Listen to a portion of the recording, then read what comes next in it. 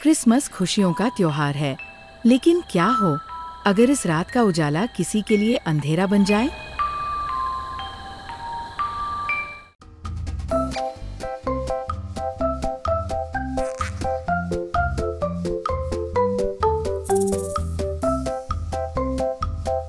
ये कहानी है राजेश की, एक ऐसे सांता क्लॉज की जो खुद एक साजिश का शिकार बन गया।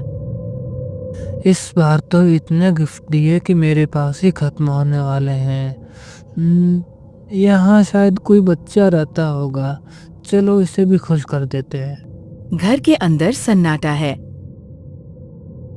राजेश गिफ्ट पलंग पर रखता है। उसकी नजर खून के धब्बों पर पड़ती है। विक्रम का शव जमीन पर पड़ा है।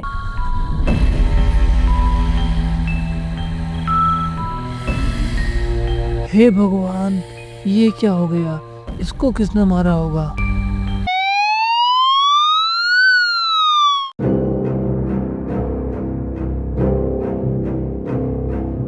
रुको, तुम्हें मैंने रंगे हाथों पकड़ लिया है। मैंने कुछ नहीं किया इंस्पेक्टर साहब, मैं निर्दोष हूँ। सब मुजरिम यही कहते हैं, सच तो अब कोर्ट में ही पता चलेगा।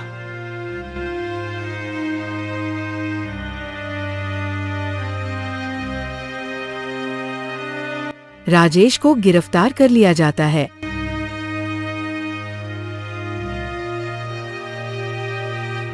जेल की कोठरी में राजेश सोच रहा होता है कि वो अपनी बेगुनाही कैसे साबित करेगा। तभी उसके पास एक वकील आता है जिसका नाम अर्जुन होता है। राजेश, मैं आपका केस लड़ना चाहता हूँ, लेकिन आपको सब कुछ सच सच बताना होगा कि उस दिन रात को हुआ क्या।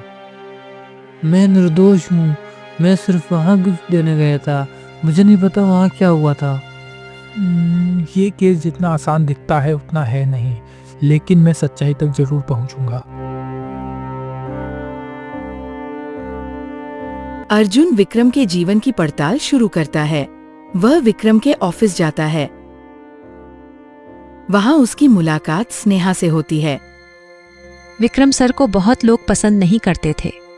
उनका रवैया बहुत सख्त था। अर्जुन विक्रम के दोस्तों और परिवार से मिलता है। उसे कई संदिग्ध मिलते हैं। विक्रम मुझसे प्यार नहीं करता था, वो सिर्फ पैसे के पीछे था। विक्रम मुझे धोखा देने वाला था, मुझे उससे नफरत थी।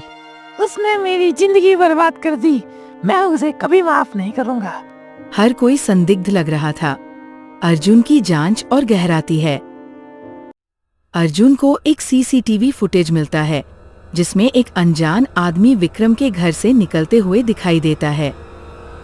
ये आदमी कौन है? इसने अपना पूरा चेहरा भी ढका हुआ है। देखो, इसके हाथ में चाकू भी है और उस पर खून भी लगा हुआ है। शायद यही हत्यारा होगा। लेकिन इसका चेहरा तो पूरा ढका हुआ है। नहीं, इसका हाथ देखो। ये जो इसने ब्रेसलेट पहना है, ये सेम ब्रेसलेट मैंने रोहन के हाथ में भी देखा था जब मैं उससे पूछताछ करने गया था। हो ना हो, इसका खून जरूर रोहन ने ही किया होगा।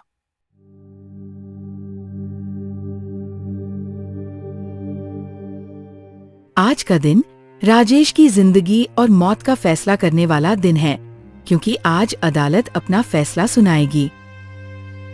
माय लॉर्ड, सभी सबूत चीख चीख कर कह रहे हैं कि खून राजेश ने ही किया है। सभी सबूतों और गवाहों को मद्देनजर रखते हुए अदालत इस नतीजे पर पहुंची है कि विक्रम का खून राजेश ने ही किया है और अदालत राजेश को। जाइए। इससे पहले कि आप किसी नतीजे पर पहुंचे, मैं अदालत के सामने कुछ सबूत पेश करना चाहता हूं।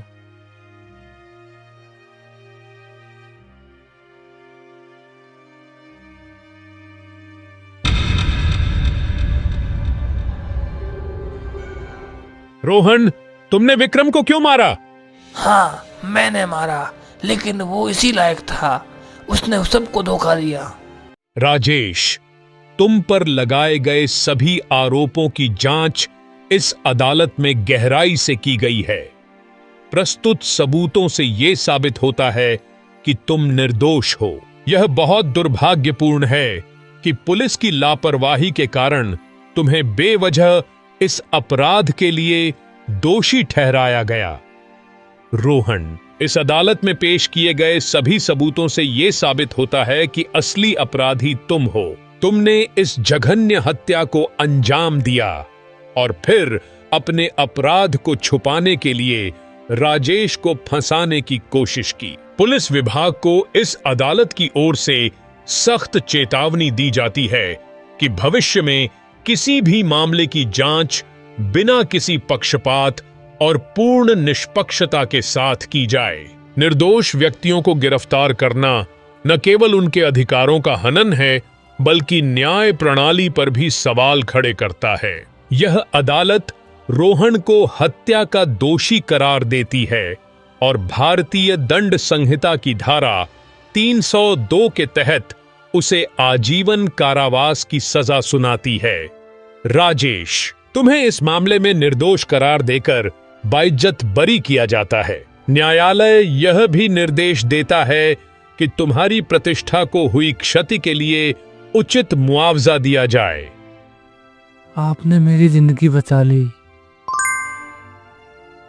जो आपने देखा वह सच्चाई नहीं थी। कहानी अभी खत्म नहीं हुई।